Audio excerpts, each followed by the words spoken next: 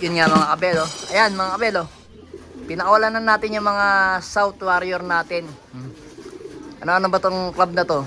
Ang club na to is BBC, PPCP, PRC, at PUF. Apat na club yan mga kabel.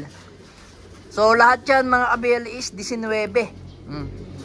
19 lahat yan mga kabel. Makikita nyo, ang dami, oh. Ayun yung ano natin, oh. Kapatid ni ano yan. Kapatid ni 6'5" sa nanay. Yan. So taas nga tayo. Meron tayo ditong dalawa na marunong na talaga mga kabel. Hindi na sila naka-tape. Yung halos karamihan lahat yan, may tape yan mga kabel, oh. Pero ang walang tape natin is eto. Ayan, yan. Si TikTok, ayan, oh. Si TikTok yan. At saka yun, yung aaway, ayun.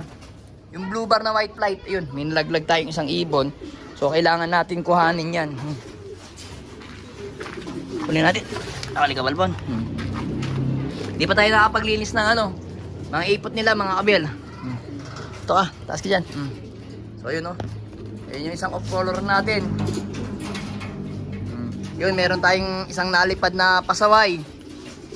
Lagi ko sinasabi sa inyong pasaway na may dinadapuan doon sa may akasya. Ayan yung mga ibon natin. Ito nyo naman, oh. Ayan, oh, pababa yung ating kulasa. Ayan, oh. O, ayan, oh. Lipad pa siya, boy. Yun yung kulasa natin. So ito nga yung isa nating hindi naka-tape na ibon, eh, no? Medyo marunong na yan. Si ano yan, Yap Torres. Yap Torres yan. Ega Yap na may pasok na paano to? Torres. Ayan. Yung Torres natin na yung sa naglalaro sa ano, sa PHA, nakalimutan ko ang pangalan. Jose Torres yan. Tapos ito naman si TikTok. Yan yung mga ibon natin dito. Okay na okay naman sila, oh. Pinagagala ko lang dito para masanay na sila. Para pagdating ng ilang araw o ilang linggo, pwede ko lang silang pakawalan lahat. Kasi hindi kasi ako pwedeng magpakawala ng madilim yung mga mata kasi nga ang area ko, kita nyo mga kabelo, meron akong apartment ditong katabi, tapos meron pa akong matabing kataas ditong bahay. Ayan, sa mga paligid ko matataas. So wala akong choice kundi ganyanin yung mga ibon ko, lagyan kong tape. So mga nagsasabi na ano daw ako sa mga ibon ko, ba't ko daw nilalagyan ng tape. So sarili ko pong diskarte yan mga kabel, wala tayong magagawa. Tsaka ito talaga yung ano ko, naagisnan ko kahit nung nasa San Simon ako, kahit na wala akong katabi, nagtitake talaga ako sa mga ibon ko para hindi sila pumitik kagad. Kasi nga kalimitan ako nagpapakula ako ng ibon pagka inamadilim yung mga mata nila, gusto ko medyo malinaw na. Ang madilim lang na mata dito is yung natin, yung mga lahi ng natin, lahi ng Tergicelis natin, kagaya nito, medyo madilim pa ang mata. Ayan. Ayan isang yan, 11 feathers, oh. Ayan, oh. Pag rumonda na yung mga yan, ewan lang natin, tingnan natin. Ang dami niyan. Bale 19 yan, South. Tapos meron pa tayong dalawa dong young bird na South. So 21 na young bird pala ang sa atin dito mga kabel, oh. 21 young bird. Then dito mga mga winter naman to. So ilan ba yung winter natin dito? Teka, bilangin natin ha. Hindi na to kasama, summer to eh. Isa, dalawa, hindi na rin kasama to, 6'5", tatlo, apat, lima, anim, pito, walo, siyam, sampu, 11, 12. Tama ba? Isa, dalawa, tatlo, apat, lima, anim, pito, walo, siyam, sampu, 11, 12, 13. Pero itong grizzle na to, hindi na young bird yan mga kabel. Lang yan, one bat. Ibig sabihin, one Batangas. So, yan yung lahi ni Bro CJ sa Nasugbo, oh. Yung tinatawag nating CJ na lahi na nakabreed natin, kapatid niya yun, nestmate niya. Yung asawa ni Pastel. So ito, harinawa, may magandang gawin sa arera. Ayan o, pababa natin ibon. No? Yun, baba ibon. Diretso pa siya. So, tingnan natin kung ano magiging performance nito. Kasi napag-usapan kasi namin nito, ilalaban namin to sa BBC talaga. Mag-all bird lang ako. Ito lang yung sana panlaban ko sa BBC. Sa winter. Isa lang. So ngayon, sinubukan din namin ilaban sa BBC Junior ngayon. Kaso nga lang, yung pakpak niya, nagbunot na. Kaya sabi ko, bro, hindi natin ilalaban to kasi magbibigay na naman tayong partida. Nako, mahihirapan na naman tayo sa arera pag nagkataon. Kasi nagbubunot siya ng pakpak. So ngayon, ayun nga, bali ang magbubunot na lang yan ng bagwis niya. Tutubo na this July. By August naman, siguro mabubunot yung isa niyang bagwis sa mga second primary ata. So tama-tama kasi ang start ng BBC is July, bale first week ng September ang start ng karera ng BBC. Yan, yung main na BBC mga abel. Kaya antabayanan natin kung anong gagawin ng ibon na to mga abel. Oh. Ang ganda pa naman. Oh.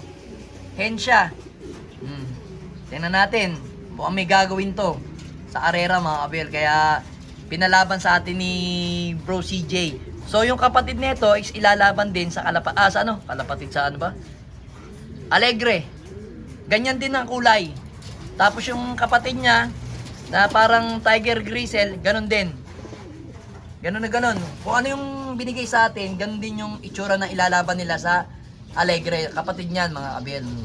So yung kapatid niyan is breeder na natin. So ito naman is ililipad natin. Kasi yung kapatid niya nabasag yung singsing. Ito naman hindi naman basag. Kaya ilalaban namin para makita namin kung ano ang magiging performance nito mga abel. Yan. So ito nga oh. Ayan oh. Ito anak to ni Miss Peter. So masasabi ko lang mga abel, sa kaparis ni Miss Peter, nakatatlong clutch ako. Yan, lahi yan ni Juana.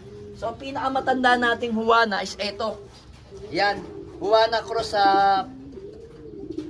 Miss Peter natin.